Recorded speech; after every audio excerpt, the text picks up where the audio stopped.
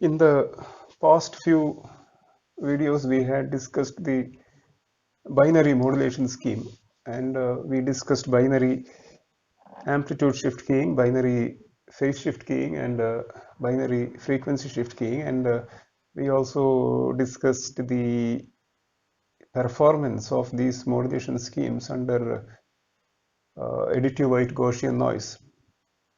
We had arrived at expressions for the probability of error for these modulation schemes, for these binary modulation schemes in the presence of additive white Gaussian noise.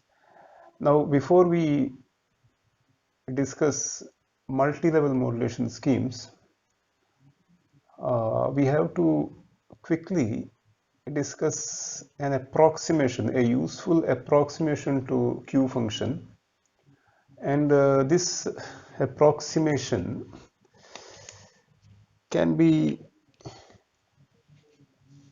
very useful, or this approximation becomes better and better. It becomes a better and better approximation when the signal to noise ratio, or EB by N naught, becomes larger and larger. So this is how this approximation can be arrived at. So this is a useful approximation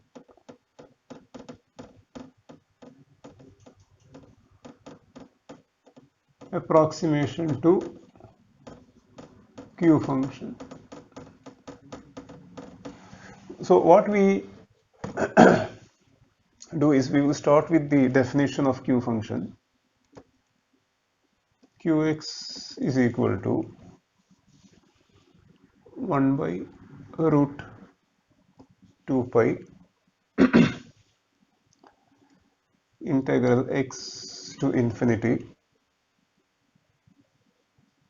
e power minus u square by 2 du. Of course, u is a dummy variable. You can write y if you want, but we will use u here. So q of x is 1 by root of 2 pi integral x to infinity e raised to minus u square by 2 du. And we will rewrite this as a small manipulation 1 by u e power minus u square by 2, and this 1 by u we can cancel off using this u. So I just write like this so that the integrand as a whole does not change. So we can write it like this. And now we can go for a substitution. Say let u square by 2 be equal to y, so that u du is equal to dy. U du becomes dy, and u of course is equal to plus or minus root 2y. And since qx is an integration of, if you see, the integrand is actually a normal a Gaussian distribution, density function of a Gaussian distributed random variable with mean 0 and variance 1. So that being the case, when you integrate that density function, you will always get a positive value, because integrating a density function gives us the probability, and probability cannot be negative. So qx is always a positive quantity, and hence we will henceforth take u as plus root 2y. We'll take u as plus root 2y and we will now make this substitution, and we will write down, after making the substitution, we will end up getting the expression as, so this is qx. So when you make this substitution, qx becomes 1 by root 2 pi. The lower limit becomes u square by 2 is y. So we are going to integrate with respect to y, that's the substitution.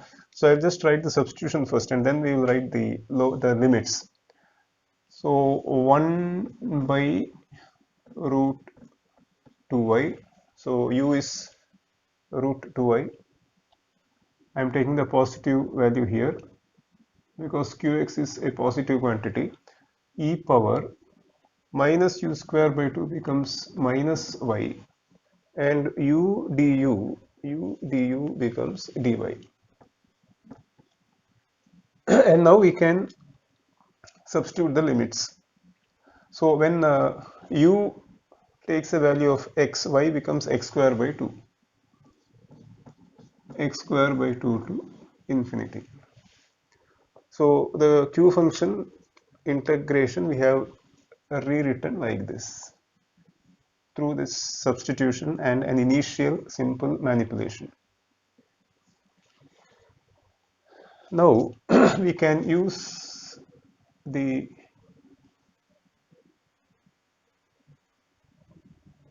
product rule of integration here, so the so-called product rule, and I'll just concentrate now only on this because this is 1 by root 2 pi. I can add it at the end. So now qx becomes proportional to, now I will use this as the first function, this as the first function, and this as the second function. So first function into integral of the second, that gives minus e power minus y. So to save some space, I will write it as e power instead of exponential. So first function into integral of second, and then the limits, of course, x square by 2 to infinity. First function integral of second minus integral of differential coefficient of first function. So that will be 1 by root 2 into d by dy of 1 by root y. That gives us minus 1 by 2 y raised to minus 3 by 2. If you spot any mistakes, you can contact me. First function into integral of second minus integral of differential coefficient of first function into integral of second. So that again gives us minus e power minus y dy. Now what happens is we substitute the limits here. At infinity this becomes 0 because you have e power minus y and you have root of 2y in the denominator. So at infinity this becomes 0, and when you substitute the lower limit, you get e raised to minus x square by 2 divided by, so x square by 2 over here, in place of y you put x square by 2, you will get the result as x. Substitute x square by 2 here, 2 gets cancelled, x square root of x square is x. So this is what happens to this part. Now minus this, now this will be, this minus and this minus will come together, they will cancel each other and becomes plus, and 1 by 2 root 2 comes out, integral x square by 2 to infinity e raised to minus y divided by y raised to 3 by 2 dy. Now what happens is, remember this is qx, so just not to lose track, I will write this is equal to qx. Now if you see this function, this integrand, if you see this integrand, it is e raised to minus y divided by y raised to 3 by 2. Now this, if you plot, just if you look its behavior, the behavior is going to be like this. So when y, this is the y-axis, I'm just trying to show here how this function behaves with respect to y. There are no numbers because it's a tedious task to plot with the numbers, but we just want to capture its effect, how this function varies. So when y is 0, you can see e raised to minus 0 is 1, and this becomes 0, so that means this is going to take a huge value, theoretically it will shoot to infinity. So, and as y increases, you can see that e raised to minus y drops exponentially, and at the same time y raised to 3 by 2 also drops. As you increase y, this will, sorry, it will not drop, but it will increase. But since it is in the denominator, it is going to reduce this value as a whole when you look at it. So this, as y increases, this will increase, no doubt about it. But since it's in the denominator, and it is actually y raised to 1.5, so it's a sort of exponential increase. So since it is in the denominator, and e raised to minus y already decays with respect to y, this as a whole will fall very rapidly as y increases. So this is the picture. It will fall very rapidly as y increases. This will fall very rapidly as well. So this is how e raised to minus y by y raised to 1.5 behaves, proportional, something like this is how it's going to behave, which means that when you integrate it from x square by 2 to infinity, for large values of x, you can see that x square by 2, if you can see, as x increases, let's say x square by 2 is somewhere here, as x increases, x square by 2 moves further and further towards increasing values of y, obviously. So the area which you are calculating here is going to drop rapidly as x increases, which means that the contribution from this part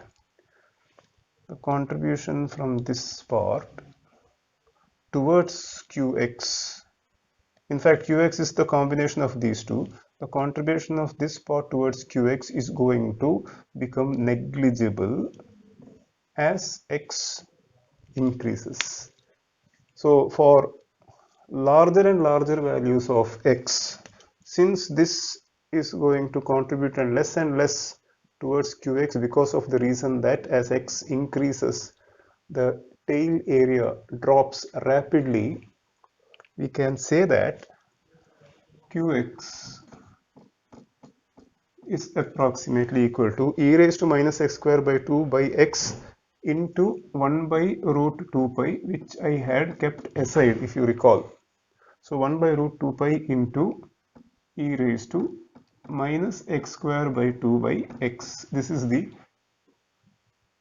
approximation which we were talking about. So I can write qx is approximately e raised to minus x square by 2 divided by x root 2 pi. And this will become a better and better approximation as x increases, and we can quickly say that for binary PSK for binary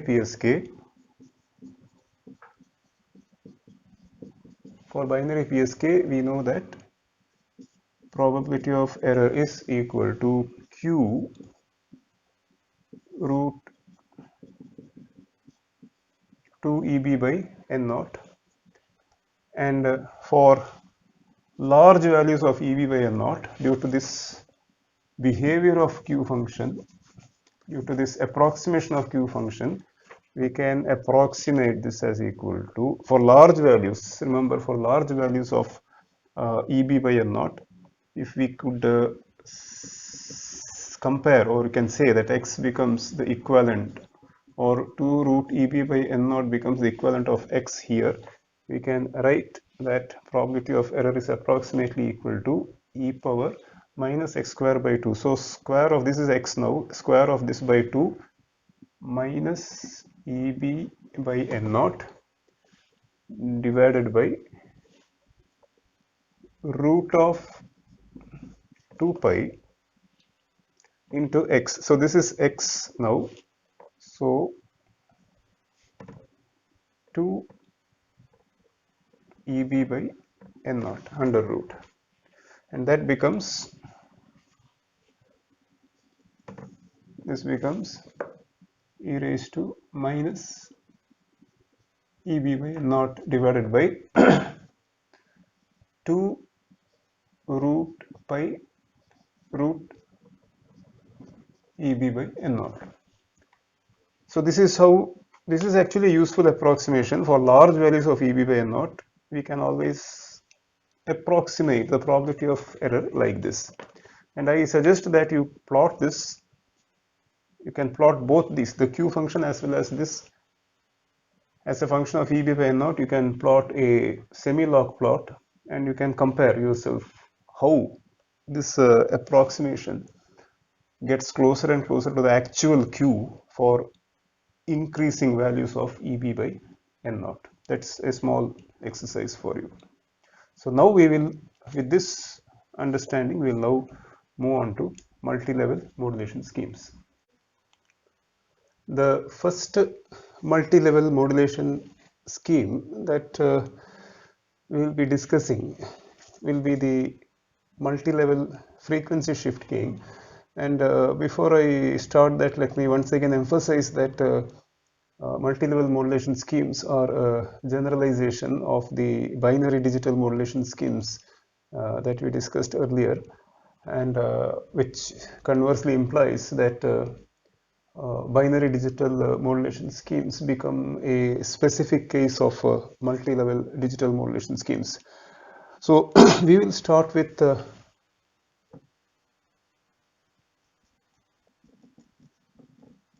multi-level frequency shift keying, and we will take an example first, and we will understand the details of multi-level frequency shift keying through an example. We'll understand multi-level frequency shift keying through an example, and we will take a case where we have 3 symbols instead of 2. So instead of 2 symbols, so if you have 2 symbols, it becomes a binary frequency shift keying scheme. So instead of 2, we'll take 3 symbols. Generally, let me emphasize it here, generally the number of symbols in a multi-level modulation scheme, again I said that multi-level modulation scheme is actually a generalization of binary digital modulation schemes. Generally, in multi-level modulation schemes, the number of symbols will be an integer times an integer power of 2. It will be an integer power of 2. So it could be 2 itself, which is 2 power 1, and that is the binary case. 2 power 2, you will have 4 symbols, or 2 power 3, you can have 8 symbols, 2 power 4, 16 symbols, so on and so forth. And this is quite useful when you extend the binary source, so to say. So if you are retaining the binary nature of the binary source, you can go for binary digital modulation schemes. If you are combining 2 bits and forming a symbol, you will have a 2 power 2 kind of multi-level, 4-level modulation scheme. If you are combining 3 bits, you will have an 8-level modulation scheme, and so on and so forth. But for our example, we will take a case where we have 3 symbols, and I am using this case so that I am able to increase the complexity of the discussion from the binary digital modulation schemes to multi-level modulation schemes, one step at a time. So we'll take the case of 3 symbols here, and when we have 3 symbols in our alphabet, we will have to have 3 signals. Let's say these 3 signals are S0t equal to root of 2es by ts cos 2 pi f ct, S1t is equal to root of 2es by ts cos 2 pi f c plus delta ft, and the third signal will be s2t equal to cos 2 pi fc plus 2 delta f t. So you can see that the signals differ from each other in terms of their frequency. So if you have fc here, you have fc plus delta f, fc plus 2 delta f, and delta f you can call as the deviation. So between these two the deviation is delta f, between these two the deviation is delta f, and of course if you compare these two the deviation is 2 delta f. And these three signals will be for a duration of ts, and ts becomes the symbol duration. So ts here will be the symbol duration. So if you recall, in the case of binary digital modulation schemes, we called it as TB, because there we were taking a specific case, it was bit, but here we have symbols, and the symbol becomes a bit in the case of a when you have only two symbols, it becomes a bit, you call it as a bit. So we will call TS as the symbol duration in general, and by that same notation we can say that root ES, that is ES, becomes the energy of the signal, which becomes the energy of the symbol, so to say, because we had bit energy earlier, so now we have symbol energy here, because a symbol is represented, symbols are represented by these signals. So energy of these signals will become the energy of the symbol. And of course fc is an integer times 1 by ts, as earlier it was an integer time 1 by tb, and as I said, ts is a general term for the duration of the symbol. And delta f should be an integer times 1 by ts, and we take it as 1 by ts itself. So the deviation, the difference in the frequency between these two, that is S0 and S1t, will be 1 by Ts. Difference in frequency between S1t and S2t will be also 1 by Ts, because delta F is 1 by Ts. Whereas the difference between these two frequencies will be 2 by Ts. So this is these are the three signals. And now we note that, I will not explicitly show it here.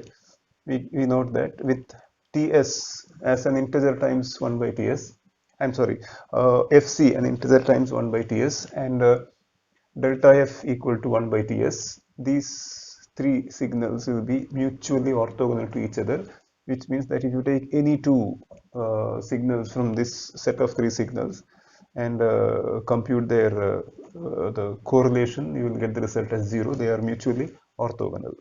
Now, that being the case, we can, and this orthogonality is ensured because of the way we have selected Fc and delta F. Now we can rewrite, it's a small exercise, we can rewrite these signals as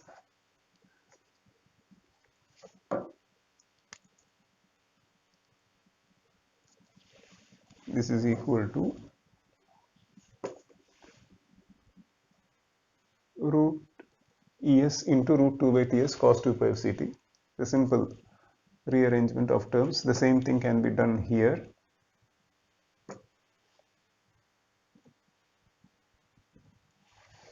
And of course the same thing we'll do here.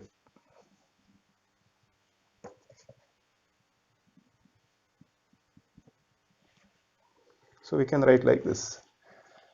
And once we write like this, we note that we can show, or we can consider this as one of the basis functions. So the relevance of basis functions and all has been discussed earlier. So I'll straight away write this can be treated as one of the basis functions, and this will be a second basis function, and you can see that the energy of these two will be 1 each, and they will be definitely orthogonal to each other. So these two together form an orthonormal set of two signals. And then we have a third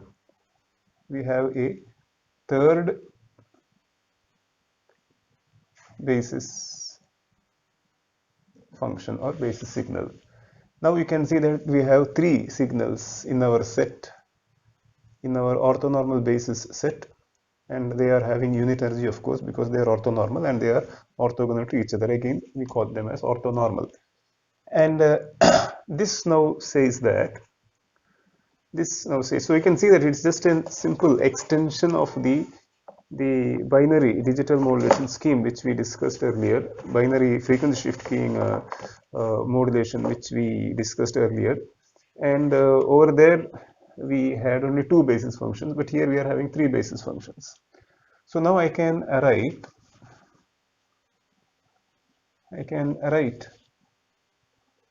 these three signals as equal to, in terms of the basis functions. Now that we have identified the three basis functions, I can write these signals as, say, S naught t is equal to root es phi 1 t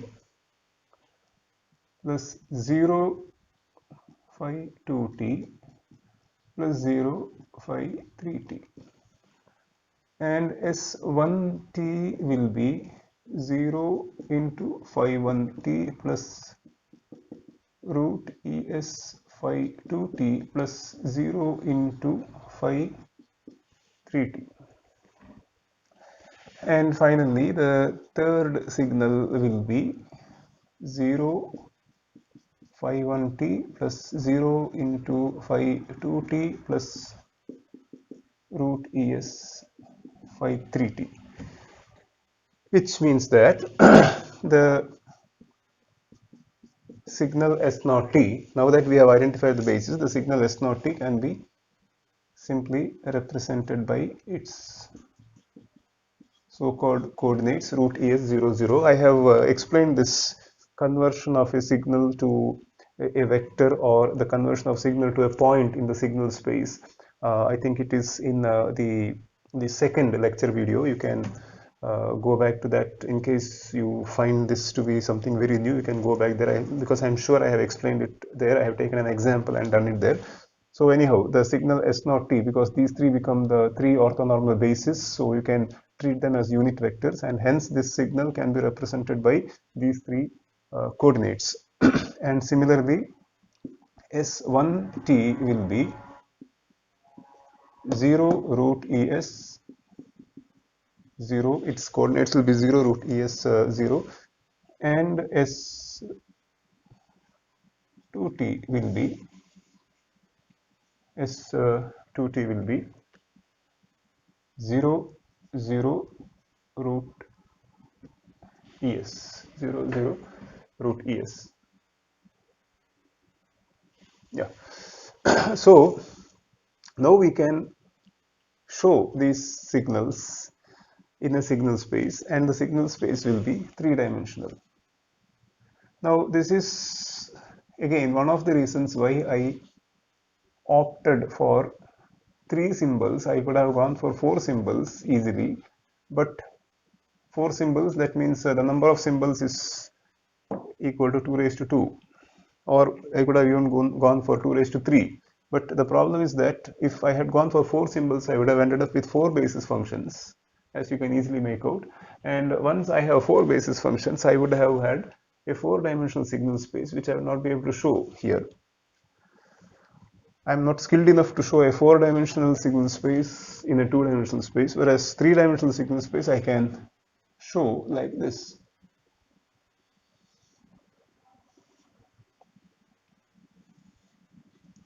So I can call this as phi 1t,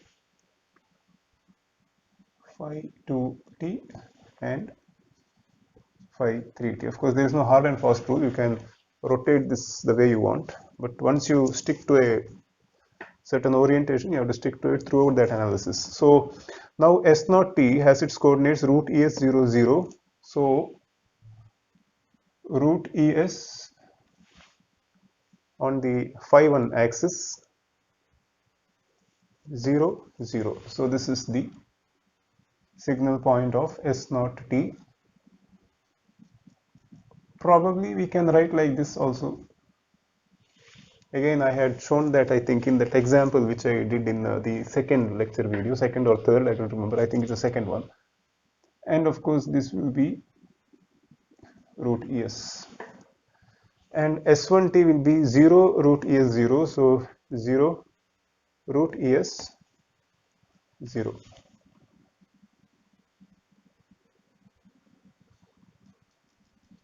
This will be S1t, which you can write as S1 vector, and S2 will be 0, 0 root ES. So 0, 0 root ES. Now with this visualization, now we can extend this to 4-dimensional space. You can see visualize how it will be, or even 8-dimensional space when you think of 4-level FSK or 8-level FSK. So with this signal space diagram, now we will discuss the performance evaluation, and of course along with that we will discuss the receiver schematics. Now in the performance evaluation also we will stick to the 3-symbol case, and then we will generalize the results for a multi-level frequency shift keying scheme which uses m different levels. So if it is using m different levels, we call it as an M-ary FSK system. So if m is equal to 2, you have a binary binary FSK system. In our case, m is equal to 3, and as I said earlier, m is generally an integer power of 2, so it is 2, 4, 8 and things like that. So as I said, we are using m as 3, we have taken m as 3 so that we can go one step ahead in we can go step by step in the understanding of multi-level modulation scheme. So quickly now let's discuss how the receiver takes a decision, that is the optimum decision, how it takes the optimum decision. Of course, we have discussed the optimum decision rule in some detail with regards to binary digital modulation scheme. The principle remains the same here as well. So when in this case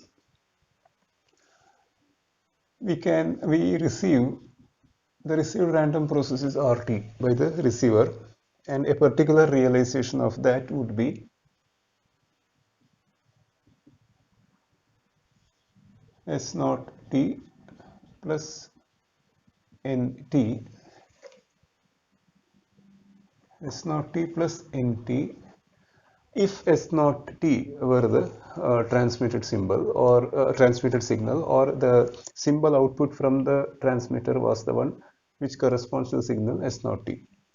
Similarly, it could be, of course, S1T plus NT if it was S1T that was transmitted, or say S2T plus NT. So it's one of these three that the receiver receives. Now, again, observation interval or the symbol duration is Ts. Now,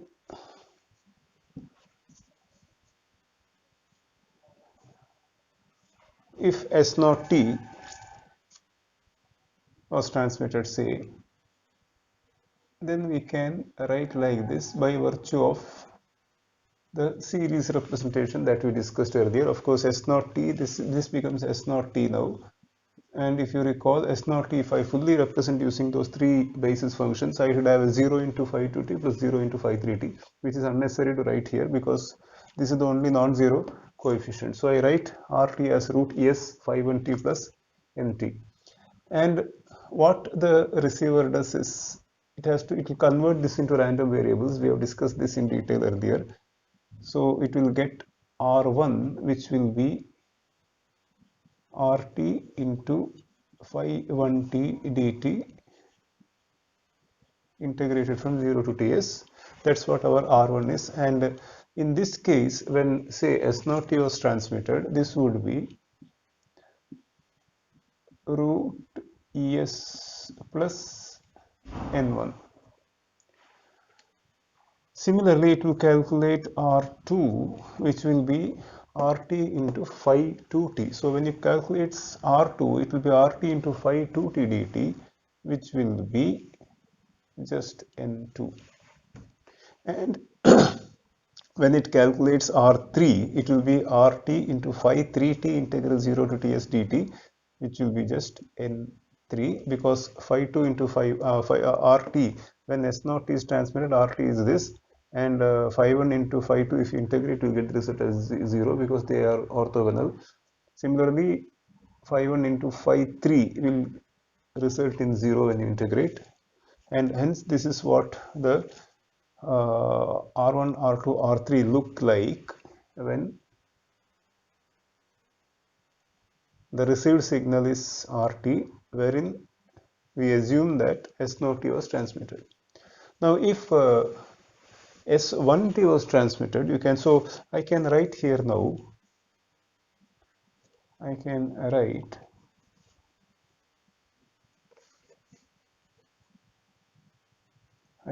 write R1 equal to root es plus n1, R2 equal to 0, R3 equal to 0. This will be a vector now, or with these three coordinates we can identify a point in the signal space. We'll do that later, or we will discuss that later, in what way that identifying that point or this vector is going to help us in our decision making, or in the receiver taking a decision as to which was which was the signal that was transmitted, or which was the symbol that was transmitted. So this is possible, and this is when S0 is transmitted. On the other hand, if S1 were transmitted, we would have got this. I am sorry, I have made a mistake here. It's not 0, 0, it is N2, N3, if you recall. So sorry for that mistake. Okay, now this is if S0t was transmitted. Now if S1t were transmitted, this is what we would have received, the sample realization, and then R would have been this.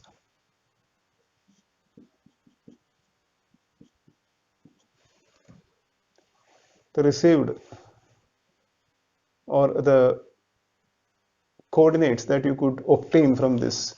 In fact, of course, one can also say that R1 is a projection of RT on phi 1t. Again, this I had discussed earlier. R2 is the projection of RT on phi 2t, and R3 is the projection of RT on phi 3t. So with these three, it's possible to identify a vector or a point in the signal space. This is what it would be if S1t was transmitted, and if S2t were transmitted, this is what it would be.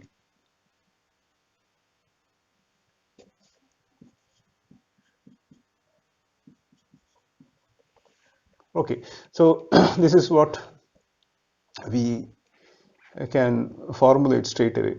Now we had discussed in the previous video probably that, or we had discussed how the optimum decision rule, that is the Bayesian decision rule, can be shown in the signal space diagram, how it can be shown in the signal space diagram as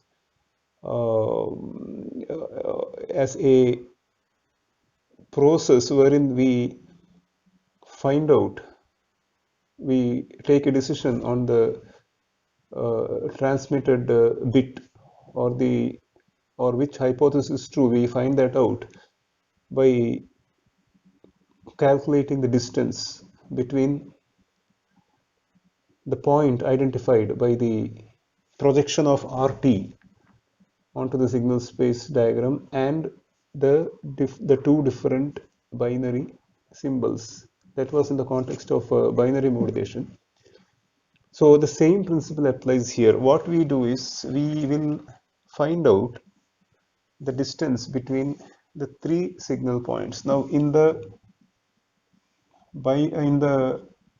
three level frequency shift keying that we are discussing here, we had phi 1t, phi 2t, phi 3t, and the symbols, the signal point corresponding to the three signals were this. This is for S1, S2, S3, and root ES each.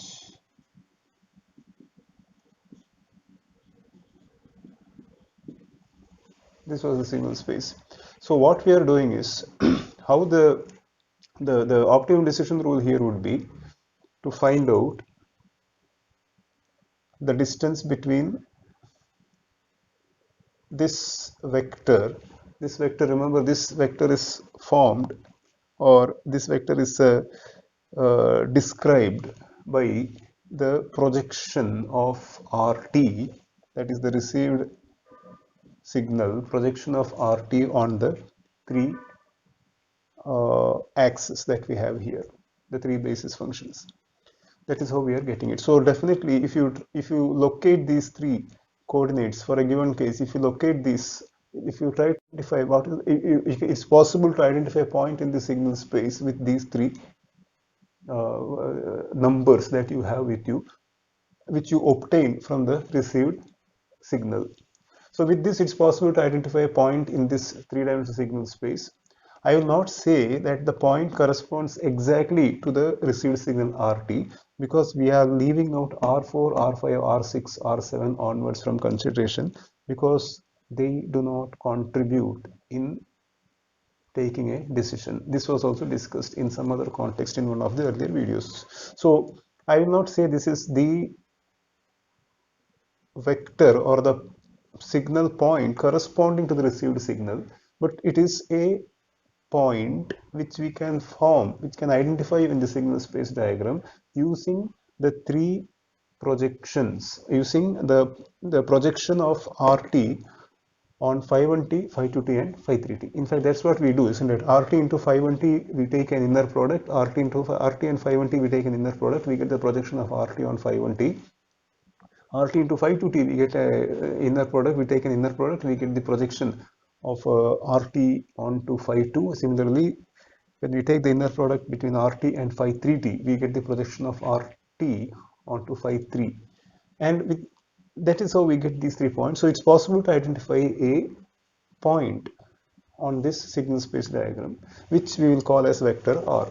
So now what we do is the optimum decision is taken by finding out and remember that we don't know which was the transmitted symbol. What we do is with this, we identify a point on the signal space diagram, and an optimum decision is taken by identifying the distance between this point and the three signal points. And whichever the three signal points to which this is closest, a decision is taken that was the symbol transmitted, or that was the signal transmitted. So for example, when we calculate the distance between this and say S1, S2 and S3, it so happens that the distance between this and S3 is the least. That is, this point lies closest to S3, then we say that S3T was the transmitted symbol.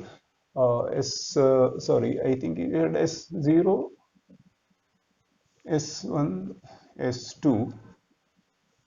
So slight difference in the nomenclature, but when we calculate the distance between what we have received, this received random vector or this point and S naught, S1, S2, it so happens that the distance between this and S2 is the least, then a decision is taken that S2T was the transmitted signal, or the corresponding symbol was the transmitted symbol. So this is how it works. On the other hand, if this distance, the distance between R and S naught is the least, then we say that S naught T was the transmitted signal, or the corresponding symbol was the transmitted symbol. So this is how the decision is taken. So now we can write this formally like this. First we'll find out distance between R, distance between R and S naught. That means distance between the point described by the projection of RT onto phi1t, phi2t, phi3t and the signal point S naught t. So what will be that distance? It will be R1 minus root ES square. So S naught, if you remember, its coordinates were root ES 0, 0 plus R2 square plus R3 square. So this gives you the distance. So this I will call this as equation 0, because this is the distance between, square distance between R, square distance between the point R1, R2, R3 and the signal point corresponding to S naught. And similarly, R1 square plus R2 minus root ES square plus R3 square. This will be the distance between R1, R2, R3 and S1, square distance. And finally we have R1 square plus R2 square plus R3 minus root ES square. Now if, again I will explain again how the decision is taken in case you couldn't catch what I said earlier.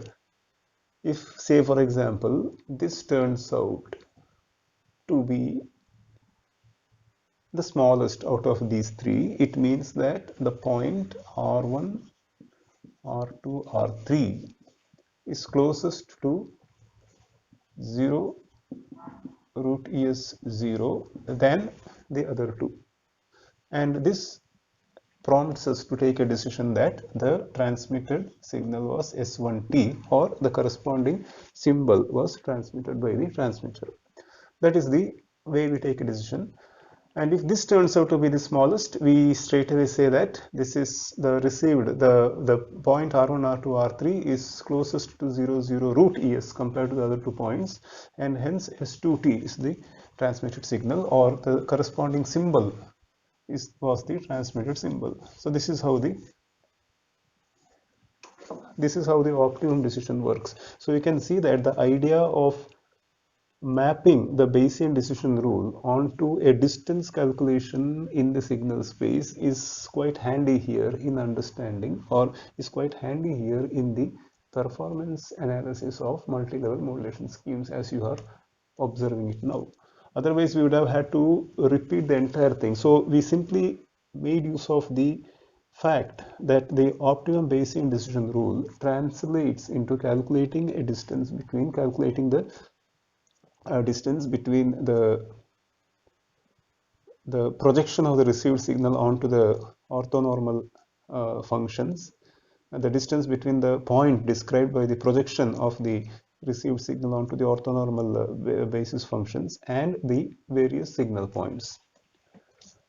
Okay, now when we perform this comparison,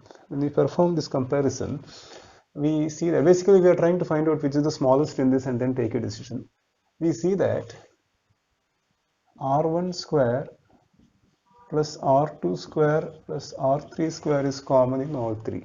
So if you expand this, for example, you will get R1 square plus ES minus 2 R1 ES, root ES. When you expand this, you will get R2 square plus ES minus 2 R2 root ES. Similarly, if you expand this, you will get R3 square plus ES minus 2 R3 root ES. So R1 square plus R2 square plus R3 square as well as plus ES is common in all three. So when you are comparing, these three are simply there present in all three. So you can simply throw them away because they are not going to help you in any comparison. It's there present in all three. So you can discard these three from further consideration, and that will leave us with. So if I discard R1 square plus R2 square plus R3 square plus ES from the first one, that is equation 0, I will get minus 2R1 root ES only, because the rest of it is there in all three, so we can discard them when you compare. And in the second one, that is equation 1, I will have only minus 2R2 root ES. And in the third one, that is equation 2, I will have only minus 2R3 root ES. So again, all that we have to do is we should compute these three instead of going for this, because this is ultimately it's a comparison between these three that we end up with when we compare this, because R1 square is there throughout, R2 square is there throughout, and so on and so forth. So we compare these three. All that the receiver has to do is compare this, compute this and compare it. If this turns out to be the smallest, say that S2T was transmitted. And on the other hand, if this turns out to be the smallest, say that if this turns out to be the smallest, say that S1T was transmitted. If this turns out to be the smallest, say that S2T was transmitted. On the other hand, if this turns out to be the smallest, say that S0T was transmitted. So that's all the receiver has to do. We further see that 2 root ES, 2 root ES, 2 root ES is also not necessary, because that is also there throughout. So what is really going to determine which is the smallest, or which is really going to determine out of these three which is the smallest are these three. So even this multiplication the receiver need not do. The receiver has to simply get this R1 minus R1 minus R2 minus R3. It has to simply get this, and then it has to simply compare. If this turns out to be the smallest, S1T was the transmitted signal, or the corresponding symbol was transmitted. If this turns out to be the smallest, S2T was the transmitted signal or the corresponding symbol. And if this turns out to be the smallest, that is minus R1 turns out to be the smallest, the transmitted signal is declared as S0T. Of course, the receiver can make mistakes. We will do the performance evaluation later. So that's what it turns out to. Now, again, this negative sign we can get rid of, because it is again nothing but a negative sign which appears throughout. So we can get rid of it, and simply the receivers can simply compute this. The receiver can simply compute this. But now it should not see which is the smallest, but it has to see which is the largest. Because when you have a negative sign, you found out which is the smallest and took a decision. When you get rid of the negative sign, you have to find out which is the largest. Just to show a quick example, suppose minus R1 minus R2 minus R3 happen to be minus 0.1, minus 0.05 and minus 0.2. Now say this is R1, this is R2, this is R3, or either minus R1, minus R2, minus R3. The smallest here is this. This is the smallest, and hence the decision would be S2T. But when you get rid of the negative sign, you are getting 0.1, 0.05, 0.2. Now even if you still go for the smallest, this becomes the smallest and your decision will be wrong. So you have to now go for the largest. The largest here is this, and your decision is S2T was transmitted. So due to the dropping of the negative sign, you just have to compute these three and find out which is the largest, and the corresponding signal or the corresponding symbol mapped to that signal was the transmitted symbol. So that is how the decision is taken uh, by the receiver. Now, before we go to the receiver, the performance evaluation, Based on this, we can quickly draw the receiver schematics, and this is also the right time to generalize this. Now, if instead of 3 we had, say, M, capital M,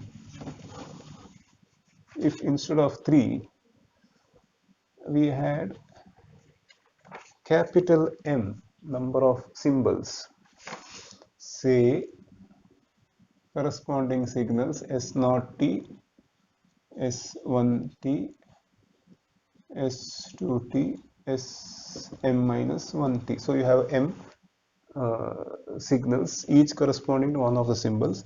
So again, M is equal to 2 becomes the binary modulation scheme, a special case of M-ary modulation scheme. So we call this as M-ary modulation scheme. So M-ary FSK, let's say we have M signals like this. M can be, or M is generally an integer power of 2. So it can be 2, it can be 4, and so on and so forth. M is equal to 4 would have given us S0, S1, S2 and S3, 4 signals.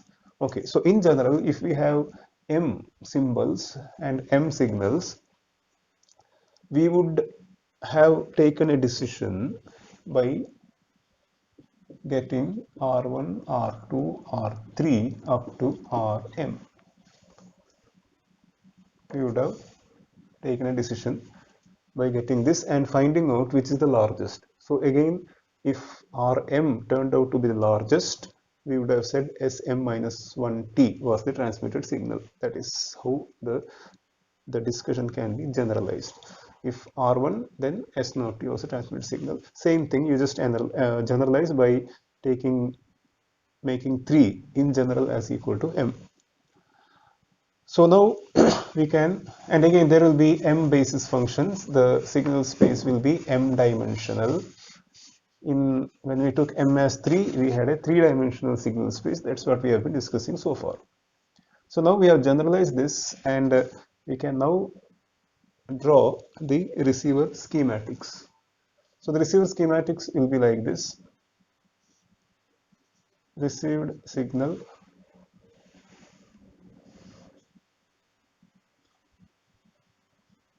multiply with the first basis function.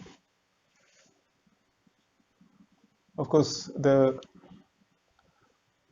numbering is optional. So when you solve the problem, what you call as the first basis function need not be the first basis function what I have with me. So that's the way you number it anyhow. That must be obvious to you. And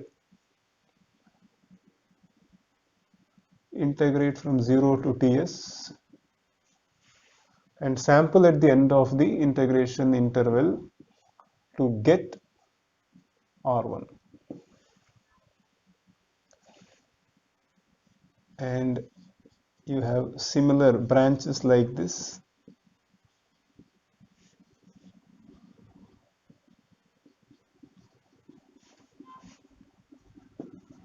T equal to Ts, you get R2. And you have in general the mth branch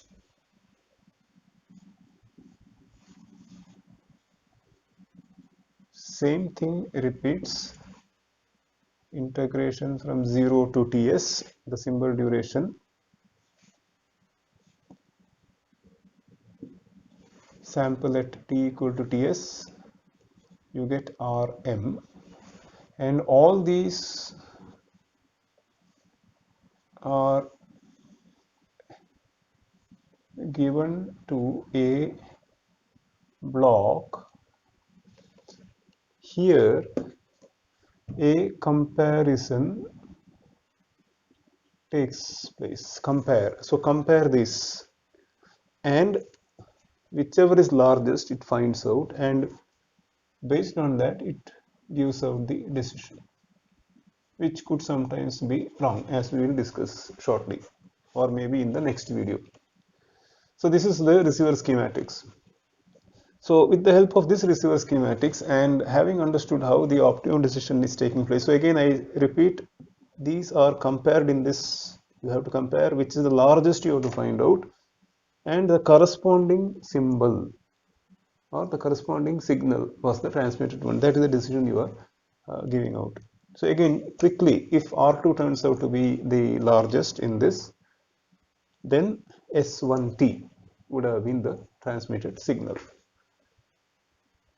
Okay, so one important point here is that before we discuss the performance evaluation probably in the next video, because I think we are approaching 1 hour time. So the next video will do the performance evaluation.